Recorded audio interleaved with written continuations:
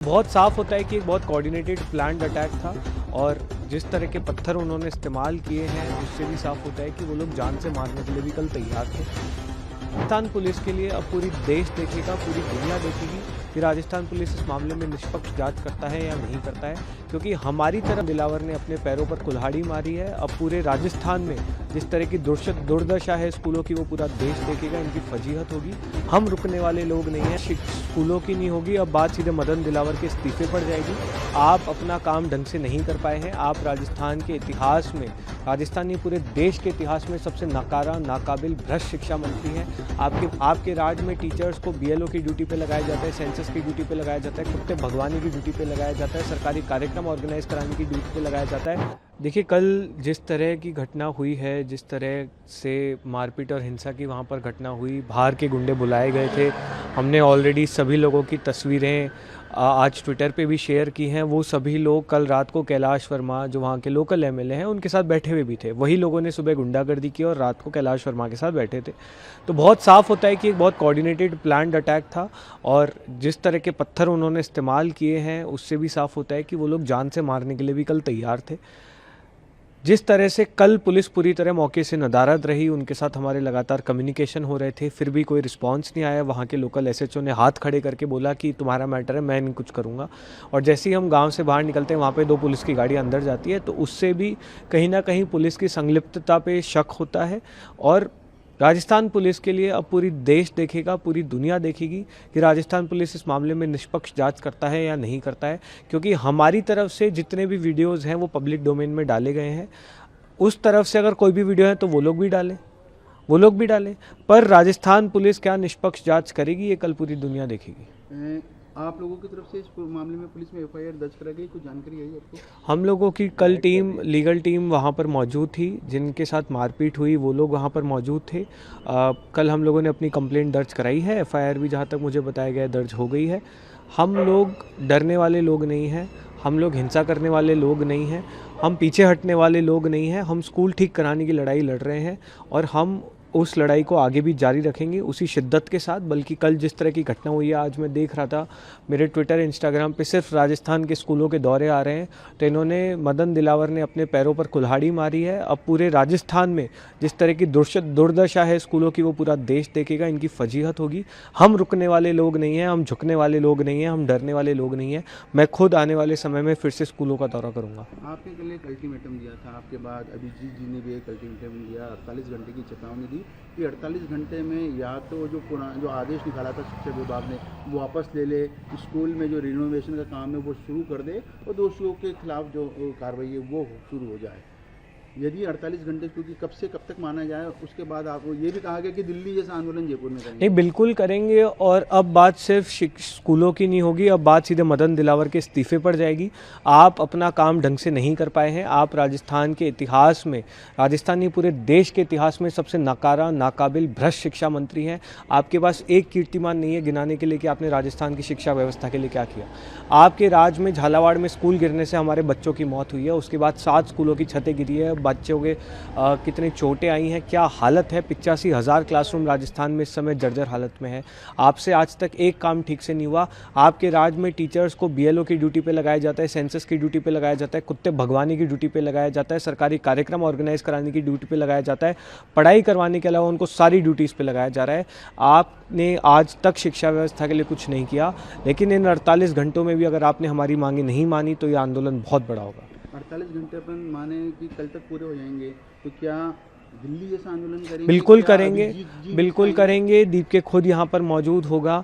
हम इनसे वोट तो नहीं मांग रहे, हम यहाँ पर भाजपा के खिलाफ पॉलिटिकल पार्टी तो खड़ी नहीं कर रहे, हम तो यहाँ पर से स्कूल ठीक करने की बात कर रहे हैं। तो उसमें किस तरह को किसी को क्या दिक्कत हो सकती है? हमारी मांगे क्या है? जिन्होंने कल हिंसा फैलाई आप उनको अरेस्ट कीजिए। हमारी मांगे क्या है कि जो आपने तानाशाही ऑर्डर दिया है जिससे स्कूल विजिट को रोका जा रहा है, आप उसको वापस लीजिए। हमारी मांग क्या है कि भैंसों के तबेले में अगर कोई स्कूल चल रहा है तो आप उसका तुरंत मरम्मत कार्य शुरू कीजिए। ये ऐसी कोई मांगे तो नहीं है कि कोई शिक्षा मंत्री पूरा नहीं कर सकता, लेकिन आप नहीं करेंगे तो फिर आप उस कुर्सी पर बैठने लायक भी नहीं है। बीजेपी द्वारा कल प्रतिक्रिया दी गई थी अलग अलग नेताओं द्वारा, उसमें एक प्रतिक्रिया ये भी थी बीजेपी के मंत्री की कि सीजेपी जो है वो कांग्रेस का मुखौटा है, कांग्रेस के मुखौटे के रूप में काम कर रहा है।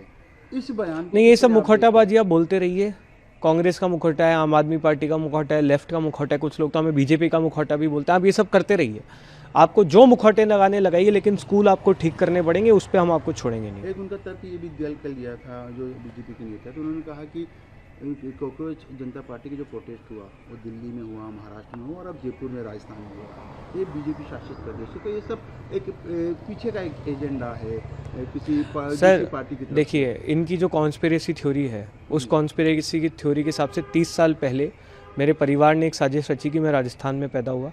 फिर आगे बढ़कर हम लोगों ने एक और बड़ी कॉन्स्पिरेसी की कि 2023 में राजस्थान में भाजपा की सरकार बनाएंगे। उधर दीपके ने सेम कॉन्स्पिरेसी की कि मैं महाराष्ट्र में पैदा होऊंगा और फिर हम 2024 में महाराष्ट्र में भाजपा की सरकार बनाएंगे।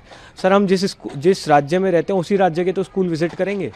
सौरभ दिल्ली का रहने वाले तो दिल्ली के स्कूल देखेगा, मैं राजस्थान का रहने वाला तो मैं स्कूल राजस्थान के देखूंगा, दीपके महाराष्ट्र का रहने वाले तो महाराष्ट्र के स्कूल देखेगा।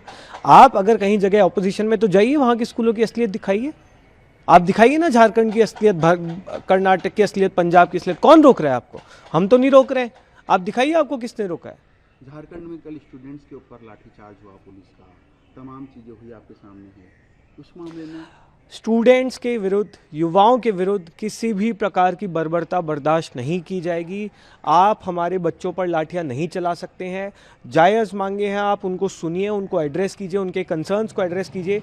लेकिन किसी भी सरकार को, चाहे वो कोई भी राजनीतिक पार्टी से हो, अगर आपको लग रहा है कि आप मारपीट करके, गुंडागर्दी करके, बच्चों के साथ बर्बरता करके आप इससे बच सकते हैं, तो ये आपकी बहुत बड़ी भूल है। वहाँ पर भी जो सीजेपी है वो उन युवाओं के साथ खड़ी रहेगी। सर, हम पहले दिन से खड़े थे, आगे भी खड़े रहेंगे। हमारी टीम ने वहाँ पर ऑलरेडी स्कूल्स इंस्पेक्ट करना शुरू कर दिया है। हमारी जितनी भी कैंपेन्स है झारखंड में भी उतनी शिद्दत के साथ चलेगी, जितनी राजस्थान में चलेगी, जितनी दिल्ली में चलेगी, जितनी पंजाब में चलेगी, जितनी गोवा में चलेगी। कल दिल्ली में राहुल गांधी जी अपनी जो आपके जो एक स्टूडेंट थे, युवा थे, जिनको पैलेट गन का जो लगी थी गोली, उनको लेकर पुलिस थाने में रहे, कई घंटों तक वहाँ पर धरने पे भी बैठे। उसके बाद मामला दर्ज हुआ। किस तरह से कितनी शर्म की बात है कि इस देश में लीडर ऑफ अपोजिशन को 5-5, 6-6 घंटे का धरना देना पड़ रहा है एक एफआईआर दर्ज कराने के लिए। एफआईआर भी किस मुद्दे पर कि हमारी जंतर मंतर की प्रोटेस्ट पे छात्रों पर पैलेट गन का इस्तेमाल किया, जो इनके लॉग्स में है। तो आप एफआईआर से क्यों भाग रहे हैं? इससे ज़्यादा शर्मनाक बात क्या हो सकती है कि अब इस देश में छात्रों पर बर्बरता हो रही है, उसके एफआईआर लिखवाने के लिए भी लीडर ऑफ अपोजिशन को 5-5 घंटे के धरने पर बैठना पड़ रहा है। एक लास्ट सवाल मेरा तर्क ये भी है कि जब सरकार ने एक आदेश निकाल लिया, उस आदेश की खिलाफत हो रही है। आदेश ये है कि आप स्कूल में आके वीडियोग्राफी, फोटोग्राफी नहीं कर सकते। शिक्षा मंत्री से जब ये सवाल पूछा गया तो वो कहते हैं कि स्टूडेंट की निजता का मामला है, हमने किसी को रोकने या इंस्पेक्शन के लिए मना नहीं करा, लेकिन पढ़ाई का मंदिर है, विद्या का मंदिर है, वहाँ पर राजनीतिक गतिविधियाँ नहीं होना चाहिए। आप वहाँ पर गए तो क्या एक भैंसों के बाड़े में कौन सी निजता है बच्चों की? थोड़ा बताना हमको। कौन सी सुरक्षा की आपको परवाह है बच्चों की? ये सब देखिए, हवा हवाई बातें हम भी कर सकते हैं, खूब कर सकते हैं, दबा के कर सकते हैं। आप फैक्ट्स पे बात करिए। जिस स्कूल में ना छत है, ना टॉयलेट है, ना पीने की पानी की फैसिलिटीज़ है, ना पढ़ाने के लिए वहाँ पर क्लासरूम्स बने हुए हैं, ना बेंचेस हैं, आप कौन सी निजता की बात कर रहे हैं? इतनी निजता की परवाह है आपको, इतनी सुरक्षा की परवाह है तो ठीक कराइए 3000 जर्जर स्कूल जो पड़े, ठीक कराइए 85,000 क्लासरूम जो जर्जर हालत में। ये सब बकवास बातें करना बंद कीजिए। आपकी बहुत फजीहत हो रही है मदन दिलावर जी, थोड़ा कम बोलिए। जितना कम बोलेंगे देश के लिए उतना अच्छा है, राजस्थान के लिए उतना अच्छा है। हमारे राज्य की बेइज्जती हो रही है कि ऐसा शिक्षा मंत्री हमारे प्रदेश में है जिसको 10वीं और 10th सेम चीज़ें होती है ये नहीं पता है, जिसका काम सिर्फ आदिवासियों के डीएनए पर कमेंट करना है, जो महिलाओं के कपड़ों पर कमेंट करता है। और ऐसे शिक्षा मंत्री जितना कम बोलेंगे उतना अच्छा है, क्योंकि बहुत फजीहत हो रही है पूरे देश। स्कूल आपको ठीक करने पड़ेंगे, उस पर हम आपको छोड़ेंगे नहीं। एक उनका तर्क ये भी कल दिया था जो बीजेपी के नेता, तो उन्होंने कहा कि कॉकरोच जनता पार्टी का जो प्रोटेस्ट हुआ वो दिल्ली में हुआ, महाराष्ट्र में हुआ और अब जयपुर में, राजस्थान में हुआ। ये बीजेपी शासित प्रदेश है, तो ये सब एक पीछे का एक एजेंडा है किसी पार्टी की तरफ। देखिए, इनकी जो कॉन्स्पिरेसी थ्योरी है, उस कॉन्स्पिरेसी की थ्योरी के हिसाब से 30 साल पहले मेरे परिवार ने एक साजिश रची कि मैं राजस्थान में पैदा हुआ। फिर आगे बढ़कर हम लोगों ने एक और बड़ी कॉन्स्पिरेसी की कि 2023 में राजस्थान में भाजपा की सरकार बनाएंगे। उधर दीपके ने सेम कॉन्स्पिरेसी की कि मैं महाराष्ट्र में पैदा होऊंगा और फिर हम 2024 में महाराष्ट्र में भाजपा की सरकार बनाएंगे। सर, हम जिस राज्य में रहते हैं उसी राज्य के तो स्कूल विजिट करेंगे। सौरभ दिल्ली का रहने वाले तो दिल्ली के स्कूल देखेगा, मैं राजस्थान का रहने वाला तो मैं स्कूल राजस्थान के देखूंगा, दीपके महाराष्ट्र का रहने वाले तो महाराष्ट्र के स्कूल देखेगा। आप अगर कहीं जगह ऑपोजिशन में तो जाइए, वहाँ के स्कूलों की असलियत दिखाइए। आप दिखाइए ना झारखंड की असलियत, कर्नाटक की असलियत, पंजाब की असलियत। कौन रोक रहा है आपको? हम तो नहीं रोक रहे हैं। आप दिखाइए आपको किसने रोका है। झारखंड में कल स्टूडेंट्स के ऊपर लाठीचार्ज हुआ पुलिस का, तमाम चीज़ें हुई आपके सामने है, उस मामले में स्टूडेंट्स के विरुद्ध, युवाओं के विरुद्ध किसी भी प्रकार की बर्बरता बर्दाश्त नहीं की जाएगी। आप हमारे बच्चों पर लाठियां नहीं चला सकते हैं। जायज़ मांगे हैं आप उनको सुनिए, उनको एड्रेस कीजिए, उनके कंसर्न्स को एड्रेस कीजिए। लेकिन किसी भी सरकार को, चाहे वो कोई भी राजनीतिक पार्टी से हो, अगर आपको लग रहा है कि आप मारपीट करके, गुंडागर्दी करके, बच्चों के साथ बर्बरता करके आप इससे बच सकते हैं, तो ये आपकी बहुत बड़ी भूल है। वहाँ पर भी जो सीजीपी है वो उन युवाओं के साथ खड़ी रहेगी। सर, हम पहले दिन से खड़े थे, आगे भी खड़े रहेंगे। हमारी टीम ने वहाँ पर ऑलरेडी स्कूल्स इंस्पेक्ट करना शुरू कर दिया है। हमारी जितनी भी कैंपेन्स है झारखंड में भी उतनी शिद्दत के साथ चलेगी, जितनी राजस्थान में चलेगी, जितनी दिल्ली में चलेगी, जितनी पंजाब में चलेगी, जितनी गोवा में चलेगी। कल दिल्ली में राहुल गांधी जी अपनी जो आपके जो एक स्टूडेंट थे, युवा थे, जिनको पैलेट गन का जो लगी थी गोली, उनको लेकर पुलिस थाने में रहे, कई घंटों तक वहाँ पर धरने पे भी बैठे, उसके बाद मामला दर्ज हुआ। किस तरह से कितनी शर्म की बात है कि इस देश में लीडर ऑफ ऑपोजिशन को 5-5, 6-6 घंटे का धरना देना पड़ रहा है एक एफआईआर दर्ज कराने के लिए। एफआईआर भी किस मुद्दे पर कि हमारी जंतर मंतर की प्रोटेस्ट पे छात्रों पर पैलेट गन का इस्तेमाल किया, जो इनके लॉग्स में है। तो आप एफआईआर से क्यों भाग रहे हैं?